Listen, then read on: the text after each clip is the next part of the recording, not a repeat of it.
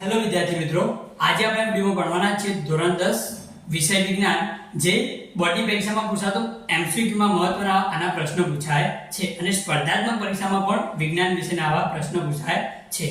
તો જોઈશું એસિડના નામ આપેલા છે અને તે શામાં જોવા મળે છે તે આપેલું છે. પહેલું એસિડિક એસિડ. તો એસિડિક એસિડ શેમાં જોવા મળે? વિનેગરમાં. બીજું ફોર્મિક એસિડ. ફોર્મિક એસિડ આપણને કીડીના ડંખમાં જ્યારે આપણને કીડી કરે ત્યારે આપણને બરોબર એ કીડી આપણા શરીરમાં ફોર્મિક એસિડ છોડે છે, એટલે કે કીડીના ડંખમાં કયો એસિડ હોય? Formic acid. ત્રીજું સાઇટ્રિક એસિડ. તો નારંગી, લીંબુ જેવા ખાટા ફળોમાં જેટલા પણ ખાટા ફળો છે એમાં કયો એસિડ જોવા મળે? Citric acid. ચોથું લેક્ટિક એસિડ. તો દહીંમાં જે આપણે દહીં ખાઈએ છીએ એમાં કયો એસિડ આવેલું છે? Lactic acid. એના કારણે આપણને દહીં ખાટું લાગે છે. પાંચમું ઓક્ઝેલિક એસિડ. એ પાલકમાં જોવા મળે છે.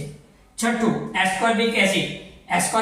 એસ્કોર્બિક એસિડ શેમાં જોવા મળે? આમળા, સાઇટ્રસ ફળોમાં જોવા મળે છે. આમળા, જે આપણે આમળા કહીએ છીએ એ આમળામાં શું જોવા મળે?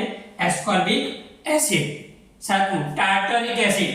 તો આંબલી, દ્રાક્ષ તથા કાચી કેરીમાં આંબલી, દ્રાક્ષ અને કાચી કેરીમાં આપણને કયો એસિડ જોવા મળે? Tartaric acid. તો આમાંથી આપણને બોર્ડની પરીક્ષા અને સ્પર્ધાત્મક પરીક્ષામાં કેટલાક પ્રશ્નો પૂછાય છે તે આપણે જોયા.